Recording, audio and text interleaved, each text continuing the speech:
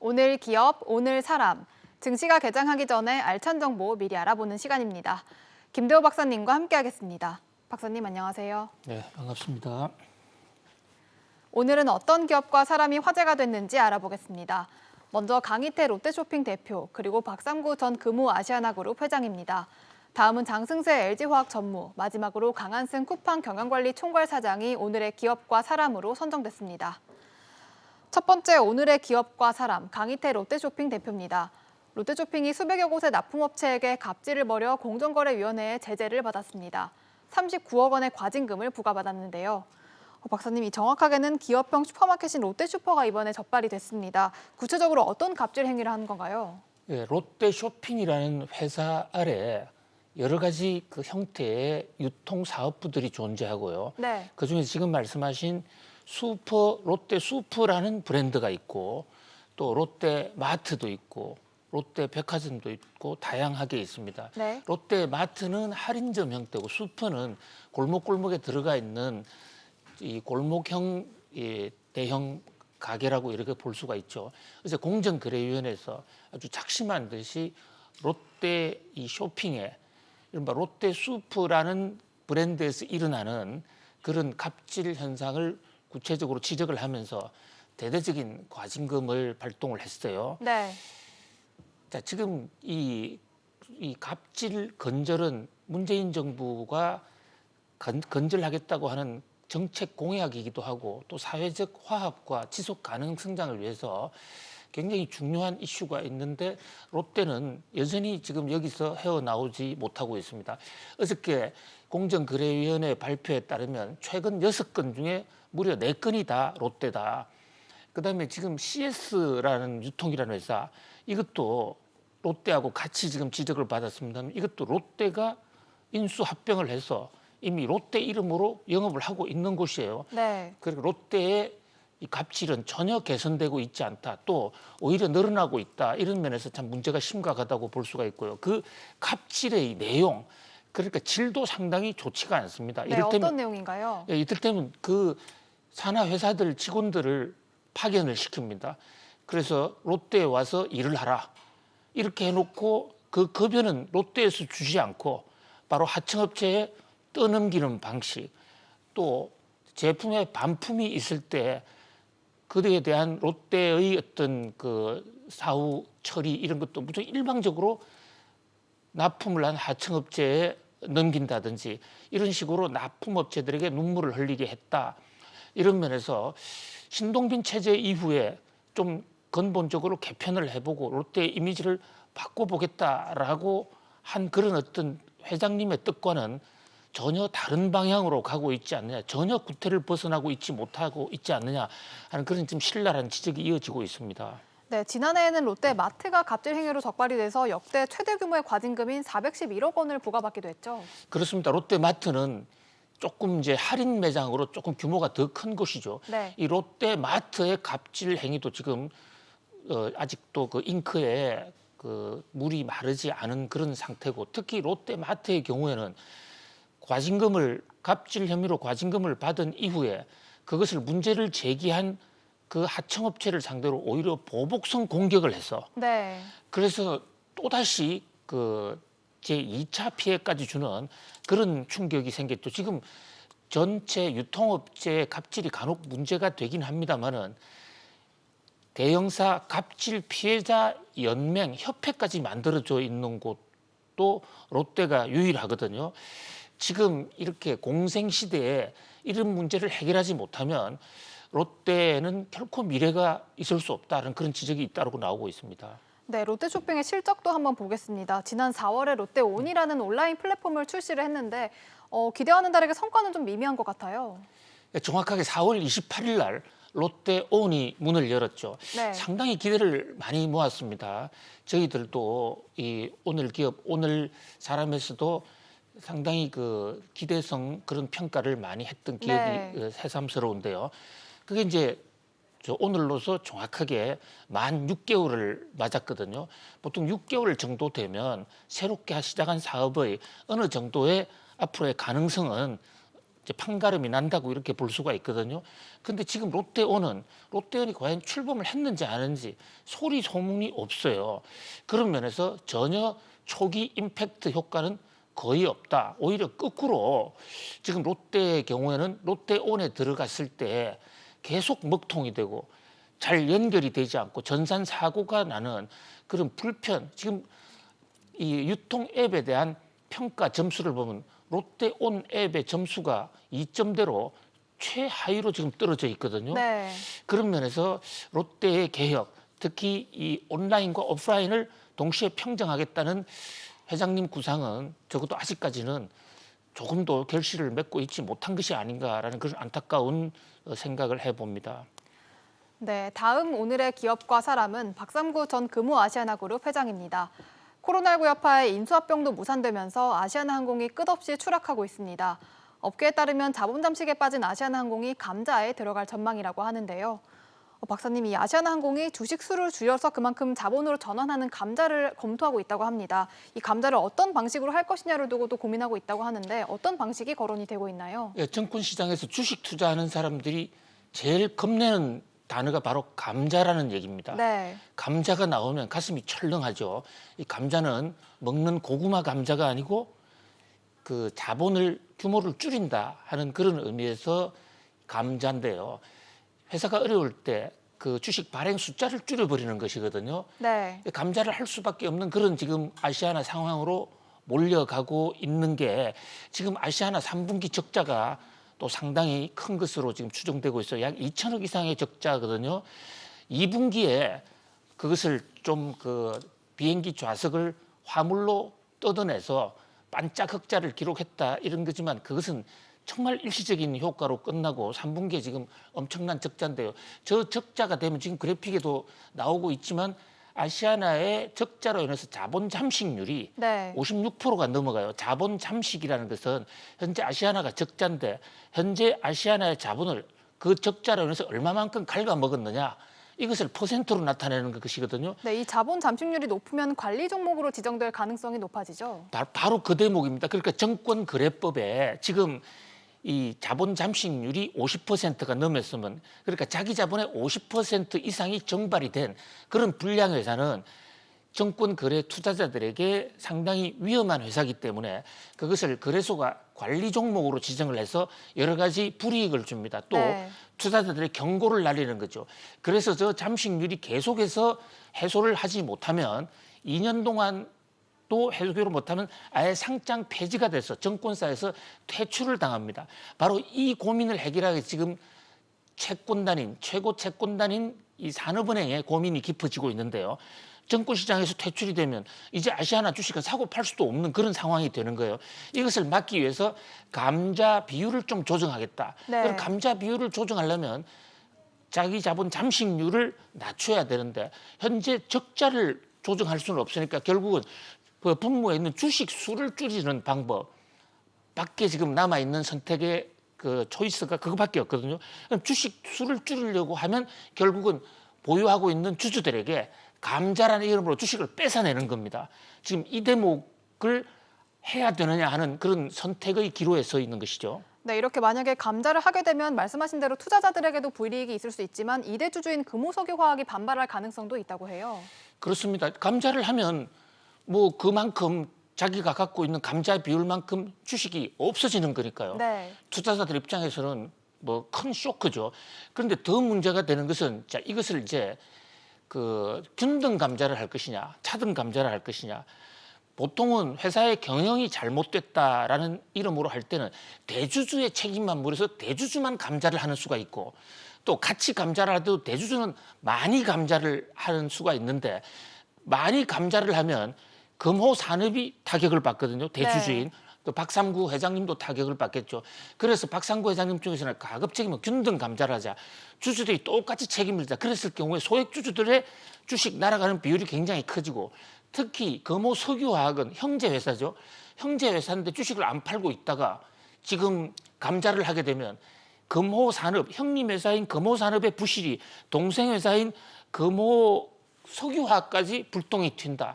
그런 면에서 지금 과연 감자 비율을 얼마로 할 것인가, 감자를 한다면 그 방법에 있어서 차등 감자를 할 것이냐, 균등 감자를 할 것이냐, 이것이 아시아나 그룹은 물론이고 한국 재계에 아주 뜨거운 감자가 지금 되고 있습니다. 네, 이 오늘의 사람인 박삼구 전 금호그룹 회장은 그동안 총수일가의 지분이 가장 많은 금호고속에 이 자금을 지원해서 경영권 승계를 마련했다 이런 의혹을 받고 있는데 관련해서 최근 검찰이 수사에 착수를 했다고 해요. 그렇습니다. 공정거래위원회나 각종 그 기관들이 박삼구 회장의 그런 독직 행위, 배임 행위에 대해서 검찰에 고발을 했죠. 그런데 거기에 대해서 검찰이 어제부터 본격적으로 수사에 착수했다라는 지금 보도가 잇따라 나오고 있는데요. 네. 박삼구 회장으로서는 그동안에는 아시아나를 얼마에 넘기느냐. 그래서 그 돈으로 금호 산업을 한번 살려보려고 안간힘을 썼습니다마는 현대산업개발 HDC와의 협상은 사실상 물 건너 가버렸고 거기다가 이제 검찰 수사까지 들어와서 만약에 거기에서 독집 배임 행위가 사실로 드러난다면 그에 따른 인신구속이라든지 형사처벌도 피하기가 상당히 어려울 그런 가능성이 있어요. 그야말로 이 아시아나발 금호의 총체적 난국 사태가 지금 야기되고 있다고 하겠습니다. 네, 세 번째 오늘의 기업과 사람, 장승세 LG화학 전무입니다. LG화학이 미국 월스트리트 저널에 기고문을 냈습니다. 트럼프는 한국 분쟁에 관여하지 말라는 제목의 글이었는데요. 박사님, 어제 이 박사님께서 미국 국제무역위원회 ITC가 이 LG화학과 SK이노베이션 간 소송 최종 판결을 미뤘다는 소식을 전해주셨습니다. 그런데 관련해서 이 LG화학이 미국의 현지 언론에 기고문을 냈다고 하는데 어떤 내용인가요? 네, 월스트리트 저널이라고 미국에서 가장 발행 부수가 많은 신문이죠. 경제신문이지만 가장 발행 부수가 많죠. 저 신문에 LG화학의 현직 전무님께서 기고문을 올리셨어요. 네. 저는 순간 눈과 귀를 좀 의심했습니다. 그 제목의 강도가 너무 높았어요. 네. 장성세 전무가 기고한 글인데요. 여기에 크게 두 가지 문제가 지금 쇼크를 받았는데 첫 번째는 그 제목입니다. 제목에서 트럼프 should stay out of Korean dispute. 트럼프는 빠져라. 좀 더 심하게 가면 트럼프는 꺼져라는 얘기거든요. 트럼프는 현직 대통령입니다. 그러면 미국의 현재의 그 공정거래 법상 대통령이 최종 결정을 하게 돼 있는데 대통령 보고 꺼져라? 더더군다나 지금 트럼프 대통령은 선거전에서 지금 표가 안 나와서 굉장히 마음 상심해 있고 흥분해 있는 상태예요.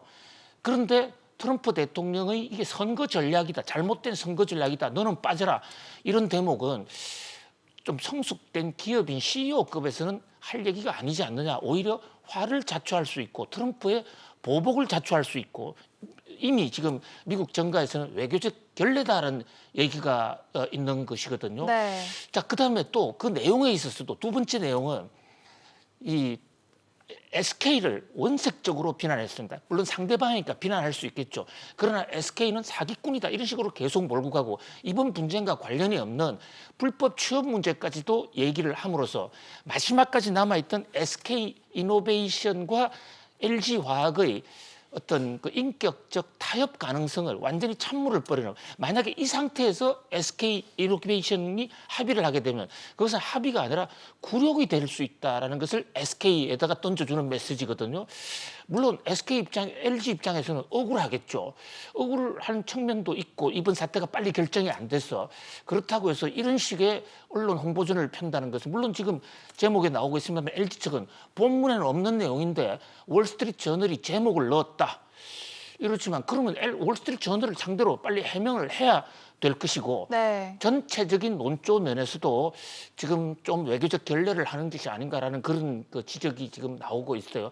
LG가 지금 내일 그 회사 분사를 위한 중대한 회사 이벤트 주주총회를 하고 있지 않습니까? 그 주총을 앞두고 주주들을 보라고 좀 강도 높은 여론전을 펴는 것이 아닌가라는 그런 오해까지 지금 받고 있습니다. 네, 말씀해주신 대로 이 내일 물적 분할 임시 주총을 앞두고 있는데 여기서 이 외국인 지분과 이 주총에 출석한 주주 수가 변수가 될 거라고 해요.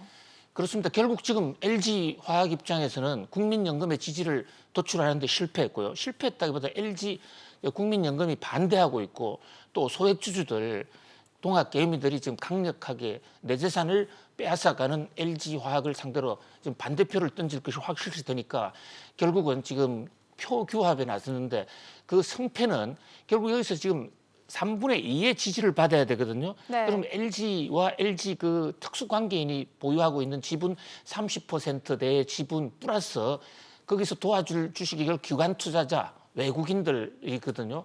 그래서 지금 외국인들을 상대로 지지 그 세력을 지지 여론을 확산시키는데 지금 회사의 운명을 걸어놓은 그런 홍보전을 벌이고 있는 그런 상황이 이어지고 있습니다. 네, 이 ITC 판결로 다시 돌아와서 이 ITC 최종 판결 전에 LG화학과 SK이노베이션이 합의를 할 가능성은 좀 얼마나 될까요? 예, 그 대목이 지금 제일 변수고요. 사실 합의를 해서 서로가 상처를 극소화시키는 것이 우리나라 발전이나 또 배터리 산업 발전을 위해서도 참 바람직할 것으로 보이는데요. 지금 양측의 주장이 워낙 다르고 한쪽에서는 했다, 한쪽에서는 안 했다. 그리고 안 했다는 정도가 아니라 오히려 너가 했다. 이런 정도는 여기서 갑자기 합의를 해보면 합의를 해서 돈을 내는 측에서 완전히 그 모든 혐의를 뒤집어 써야 되는 그런 상황. 그렇기 때문에 합의가 상당히 어려울지 않겠느냐. 그런 면에서 지금 이 LG와 SK 소송전은 12월 말까지 계속 어떤 재계의 뜨거운 감자로 부글부글 끓어오를 가능성이 있습니다. 네, 마지막 오늘의 기업과 사람, 강한승 쿠팡 경영관리 총괄 사장입니다.